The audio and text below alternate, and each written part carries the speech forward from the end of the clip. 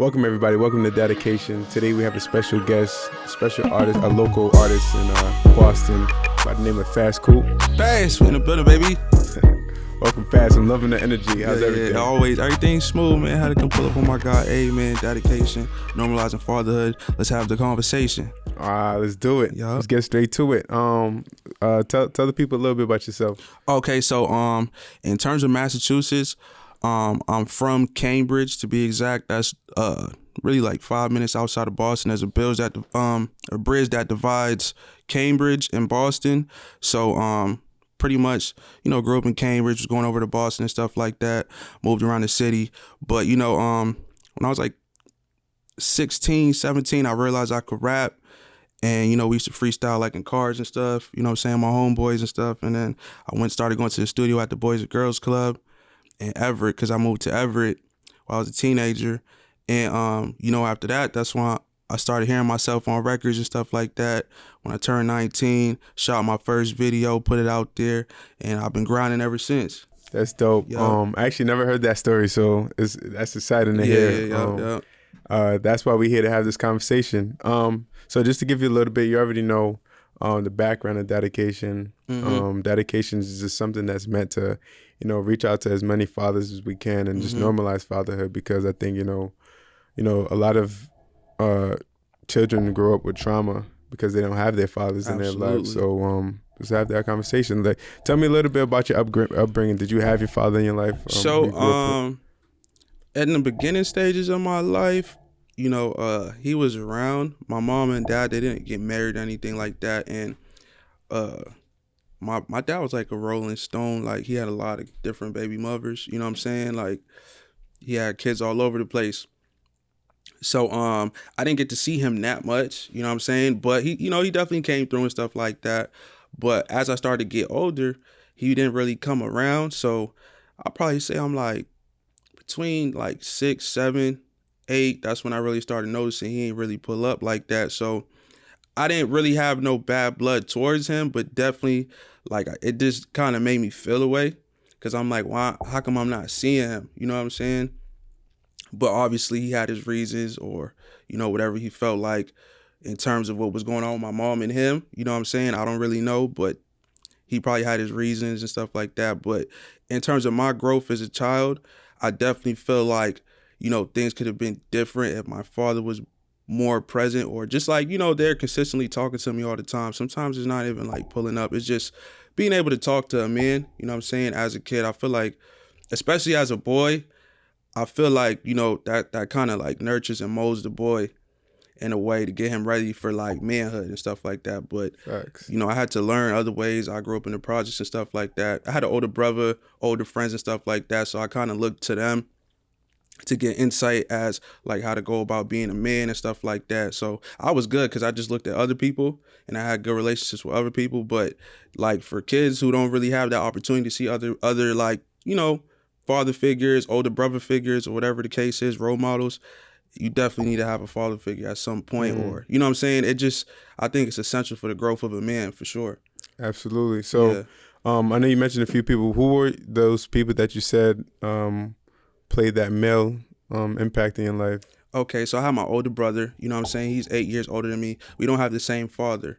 So he's my half brother, but we grew up together. Like, so I still look at him like my full brother.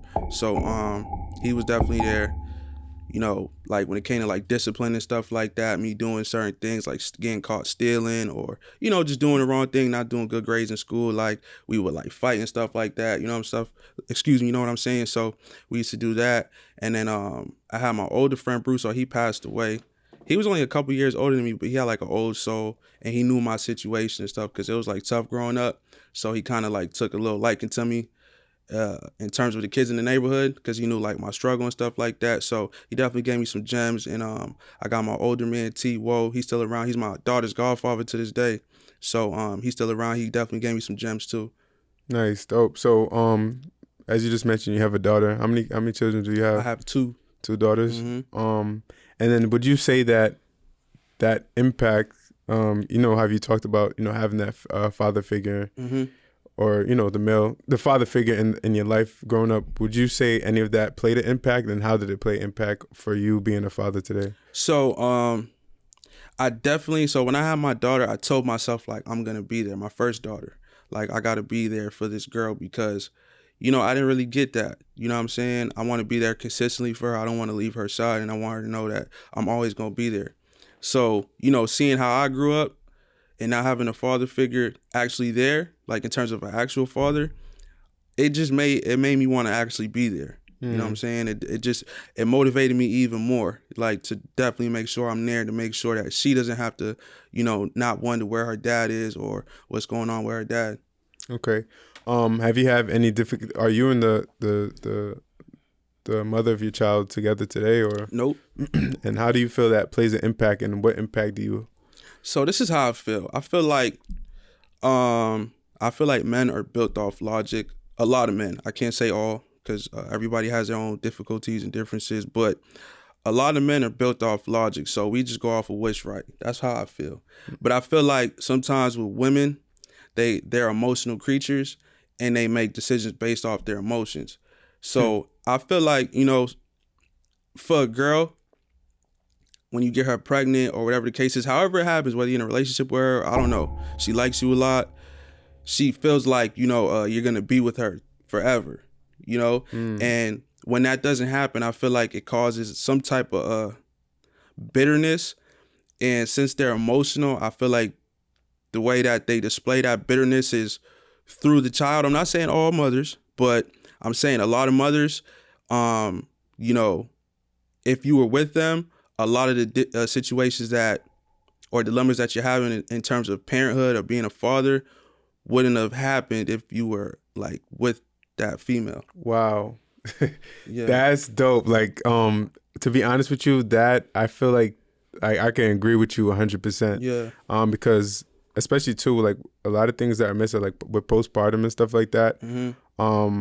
That on top of the emotion with you not being in a family relationship with them, I feel like then they just tend to use the child as a tool and not a human being. Exactly. Because my whole thing is that a father is 50% of that child. Yeah, absolutely. So you can't take that away from a child. And I feel my whole goal is to like reach a legislation. I don't know how I'm going to do it, but because I'm trying to help the children out at the end of the day. You know what I'm saying? Like you said, once you're not in that relationship with them anymore, I really feel the same way. So I like that you brought that up. One thing I was gonna ask regarding I know you're a girl dad, and that's crazy. How do you feel? Why is it the importance? Because you talked about the importance of a father figure in a boy's life. What's the important factor of a father figure in the girl's life to you? Yes, it's definitely just as important, and I'm glad that you focused on that right there. So in terms of being a girl dad or a girl having her dad in her life, I feel like it's essential because I think it's a prime example of how the father treats his daughter is how she expects a man to treat her in her future. And that's just in terms of her future relationships or however she conducts herself with men. And in terms of like molding, I feel like being a father, being there for a woman is good because you can instill drive, you can instill a work ethic, and you can just let them know like you don't have to just be a baby girl all the time. Like you can get things done yourself. You know what I'm saying? So I feel like it's good just to have a father there for that structure, what I'm saying, to help build, a great woman. And they like they always say, it takes a village to raise a child, what I'm saying? So different people play a different part, what I'm saying? Absolutely. Yeah. So, yeah, that's how I feel on that right there. Yeah. Yeah, that's important. I like that you brought up it takes a village to raise a child, because I think a lot of people miss that most of the times, and especially like in different relationships, how you brought up like the women that use the child as a tool, they tend to start pulling that child away from they tend to start pulling that child away from like the other like the other side's family. And I don't think that's fair too, because they need they need their grandmother. They need their, on both sides. They need the other culture, especially when you're in a biracial relationship. You just throw the words out of my mouth. Yep. They need that to know the other side. Yep. So, if you don't mind me asking, what's the native of the mother of your child? Like her ethnicity? Yeah. Okay, so she says she's Lebanese, but I'm gonna just say she white. You know what I'm saying? I don't know about all that, but yeah, she's a white woman. Okay. So my daughter, she's mixed. She's half Haitian, she's half white. So it's crazy because, you know what I'm saying, like there's that power struggle right there that we just talked about when in terms of a village. So unfortunately, she has my daughter more. Mm-hmm. You know what I'm saying? But this is the thing. I'm Haitian, I'm black. So it's like my daughter, she's she's diverse. So it's just like she needs to understand what's going on this end, because I don't want her just thinking it's this end of the spectrum. Like, she just needs to understand what's going on both sides. And it's like there's things I can teach her that no one else can teach her, or my family can teach her that no one else can teach her. And I feel like she's missing out on that because, of just emotional reasons or stuff. Absolutely. Like that. Yeah. No, that's real big. And I'm like, I like being on this topic because the biracial relationship thing, and when the baby is mixed, is very important. Like, they need to know both cultures. Exactly. Like, they need to know, it's better off for the child. But when you take those things away from the child, you're literally like that's child trauma building up. Yeah. Like, so like you said, you're Haitian, I'm Haitian as well.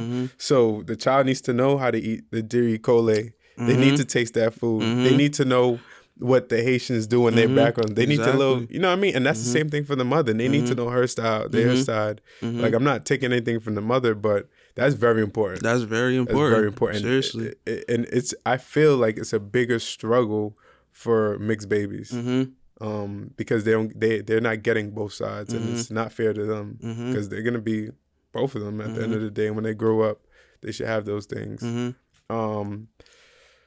So on that topic, thank you for sharing that. Let's talk a little bit about about your career, and how, what are your things? What are your future? What is your career like? What do you look at that for the future of your child? Okay, so first and foremost, I just want to inspire my child to my children to chase their dreams. You know what I'm saying? Because a lot of people kind of get stuck into this system and feel like they just have to, work or do this and that and third. But you can actually get paid for what you love to do, whether it's teaching, whether it's credit repair, whether it's making music, playing basketball, whatever the case is. I just feel like you should always stick to what you love, most importantly. So that's the example I'm trying to set for my daughter and my other daughter as well. I just want them to understand that, you could chase your dreams, most importantly, because I just feel like a life without chasing dreams isn't like it's a little bittersweet, because it's just like there's fruits and all that nice stuff at the end of that tunnel. You just got to, just chase it. That's dope. I gotta give you flowers on that, because this, even when we first met, it's probably like last year or the beginning of the year, last year, something like that. Like I've told you in the beginning, after you come off a little different. Like, there's a lot of people in the game, especially what you do, that you can't really trust. But like you have to give you flowers. You're very genuine. You're about your work. You know how to do your thing, take care of your family. So I respect that. No, so I gotta give you that. For real. So this, on that topic, I know you mentioned you have another daughter. How's that relationship with? Okay, so in comparison to both of my child mothers, the first one I grew up with, she's from my neighborhood. So we know each other, right? She knows my people. She knows my friends. My second baby mother, I actually met her online. So we ended up building a friendship and a relationship via social media. So she was based in another state. So I ended up going to see her, and she ended up getting pregnant. So when that happened, I'm like, no way, it can't be mine, because she's well known, she's very popular. So when that whole thing was going on, I'm like, I don't think it's mine, or whatever the case is. And we were like going through it or whatever. So my daughter was born, and I didn't know it was my daughter at the time, because Like, it was just like she was seeing other people. Like, it was all over the place. But as my daughter started to grow, I started to see that she looked like my other daughter. So I'm like, hold on. So then I hit her up. I'm like, what's going on? Like, you know what I'm saying? And then she told me, she's like, yeah, it's yours. So whatever, she sent me the paternity test. I took it and it came back. It was mine. But this is a whole thing. I didn't really know this girl. Like, I was getting to know her like literally while she was pregnant. Like, imagine you don't know somebody and you just have a kid with them. And I feel like that's a big thing. Like, and I want to tell like my listeners, people who are watching this, like, just make sure that you know who you're dealing with. You know what I'm saying? First and foremost, because you don't want to just end up with a stranger. Even if it happens, it happens. But I'm just saying it's more ideal to understand who you're dealing with. You know what I'm saying? Before you make a big decision like that.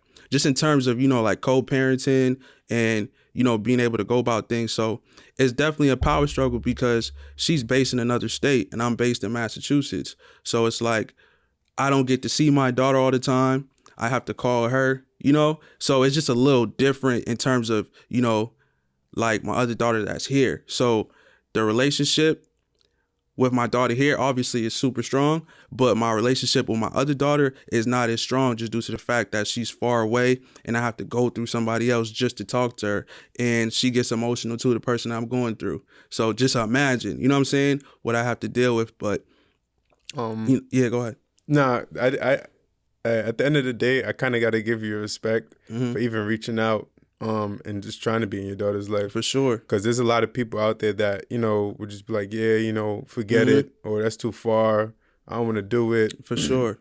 Or just give up. Like, especially like in the situation, I know like talking to other parents and fathers, like, you know, I remember asking for advice. Like, they were just like, yo, you know, it's going to get better. Like, just wait, let time be. Yeah, for sure. But nah, like, it's really about fighting for the child at the end of the day. So I have to give you your flowers on that as well. Let's bring some positivity into it. So, like, what are some things you do with your daughter when you have her? Like, how do you spend your time with your daughter? So, yeah, my daughter, she loves Roblox. That's like a little game that they play. So she's really into that stuff right there. She loves video games. How old is your daughter, by the way? She just turned 7. Oh, wow. Yeah. My daughter up here 7 and my daughter out of state, she's 3. Wow. Birthday same month. Oh, damn. Yeah. Wow. Yep. So yeah, now she's into gymnastics. I have her playing soccer. You know what I'm saying? So, we go to the movies and stuff like that. Like, you know, dad and daughter stuff, you know, just showing her the cool side of things. I don't try to be too hard on her, you know what I'm saying? But I let her know that I'm stern too at the same time. Like, you can't do certain things. And, just, simple stuff. Nah, that's dope. Yeah.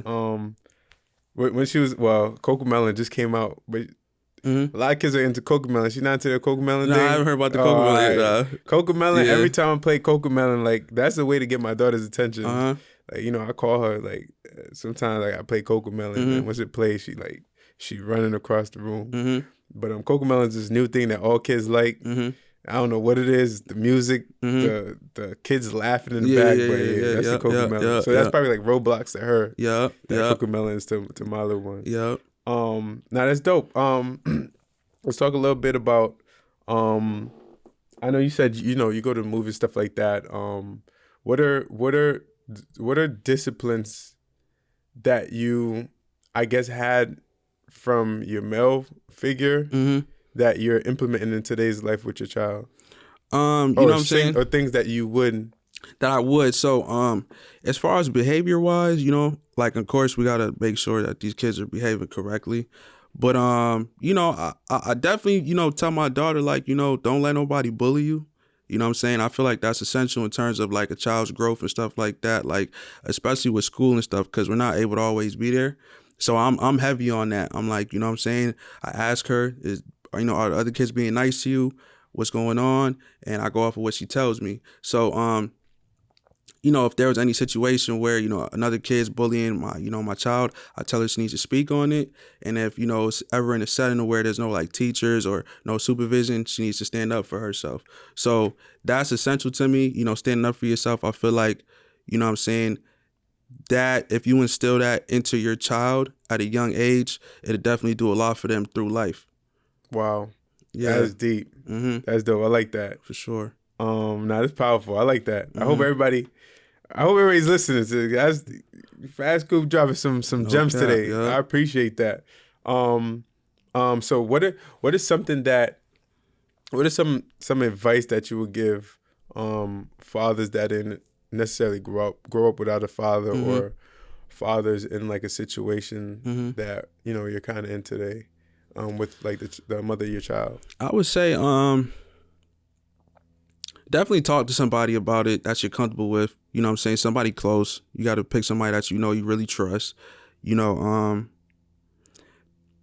Try not to, act off emotion, stay strong. Because a lot of guys, it's tough. Like, I get it, you know what I'm saying? But at the end of the day, you need to be smart and you need to understand what's right and what's wrong at the end of the day. And there's just things that you can't do. And I would just say be patient, you know what I'm saying? And if it's to the point that your patience isn't working, you definitely could, look into the court system, and fight for your rights. Wow, that's dope. Yeah, for sure. And that's what DADAcation is all about. We're helping people get the resources they need. And on my social media, I'm trying to hold everybody, all the fathers accountable, and trying to just give them that peace of mind. Like, going through it. I know it's tough. Stay the course. Don't fold because they want you to fold. And just, like you said, playing everything smart. But I literally want to give out a lot of resources and stuff like that to help other fathers that are going through it. Right here on live. I don't know. I think we should. I don't know. I think I'm gonna have you in cause I'm trying to do like a webinar soon, where I get a couple fathers together. So it'll be dope to have some people in the neighborhood that are probably going through it. Could put a little webinar together and just talk to fathers. For sure. So I aired you out. You on live. So we got to hold you accountable to this. Yeah. So if we could do something like that, let's do it. Yeah, for sure. I'm with it. You could do a little performance too, and we can make things work. All the way. I'm all the way with it. You got any questions? Any about DADAcation? Okay. So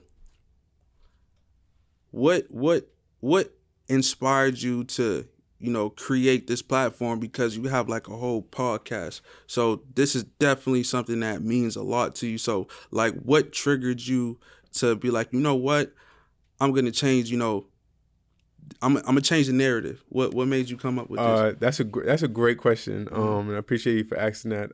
So I think back in June, going through my situation, it was very tough, and I used to ask a lot of people, a lot of fathers. I used to reach out to a lot of fathers, and I kind of started posting online like that.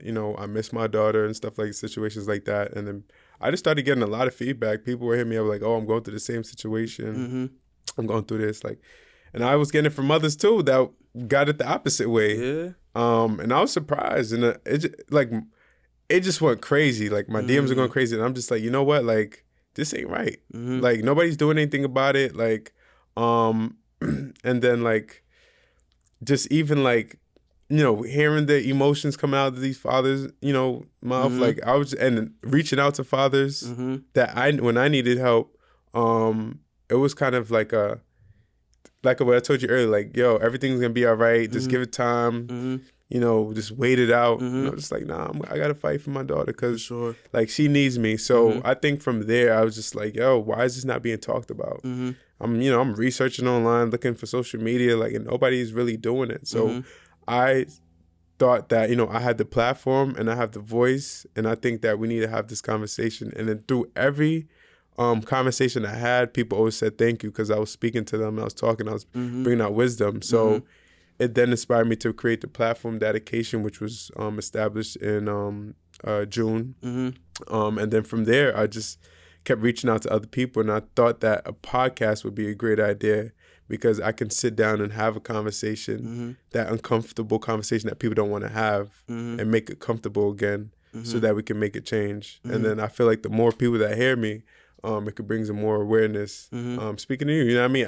I didn't know your situation, so it's kind of like us having this conversation. Exactly. You're very knowledgeable on it.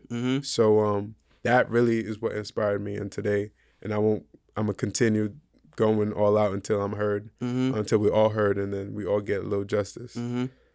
Nah, absolutely. So I got a little topic I want to talk to you about. Okay. So there's this like, it's like, I don't know, like some girls feel like since you have like a kid with them, you have to pay for this and this and this. Like you got to pay their rent. Like I dealt with that, and I just don't really understand it. Like I'm just like, and whoever on here, you know, feels a way or whatever the case is, definitely talk about it.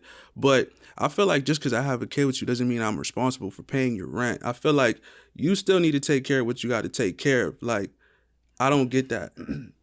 You bringing up a good conversation here. Yeah. See, this is the conversation we need to have. And Yeah. this is a conversation I have a lot on with different people on my podcast or just with different people in general. And I'm having these conversations with females. And they feel some type of way as well. Like they don't believe in the whole, because you're talking about, you know, they don't believe in the whole taking care of the woman thing. Like at the end of the day, you have to take care of your child. For sure. But I didn't sign up to take care of you, but that's where I feel like the kid is being used as a tool. Exactly.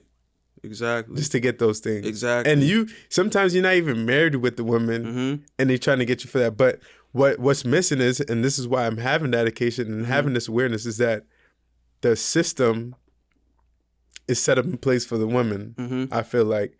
So they're abusing the system just to take those things from you. Yeah. You know what I mean? So so I love that conversation and we can have that conversation again. But I would love to have this conversation with a female here as well. Yeah, for sure. So we can chop it up, because that's a great conversation. Yeah, because I want to get to the bottom of that, because it's just like, okay, if it comes from a good place and you need something, all right. But when it starts coming into like, yo, you need to be doing this, that, and the third, and the child's being used as a tool or a pawn in order to make that happen, I just feel like that's wrong. Absolutely. Yeah. And I feel like that's a control thing as well. Yeah. It's a control thing. It's a manipulative thing. And it comes from spite, bitterness, and all of that, like the emotions that we were talking about. I love that conversation. And also, too, what they seem to miss is you're taking from the child. Facts. Because that money I could have been saving, investing, putting into different portfolios. But you want to be bitter and, you know, take that money and do, you know, try to get your rent paid and everything like that. Yeah. I feel like sometimes they don't even want to work. I think they do it because they don't want to work and stuff like that. They don't want to work, That's a good conversation. Let's have that conversation. Let's have a female here. And let's have another episode on that. Yeah, no, I'm with that, because we need to get to the bottom of that. Because Coupe ain't liking that. But it's all love, man. I love my lady, so we'll figure it out. I respect that. Now, that's dope. Here we have it, bro. That's that. Thank you guys for tuning in. This is DADAcation. I appreciate Fass Coupe for coming out here and spitting them gems. I appreciate the conversation. This is a conversation we need to have. For sure. Appreciate you on here.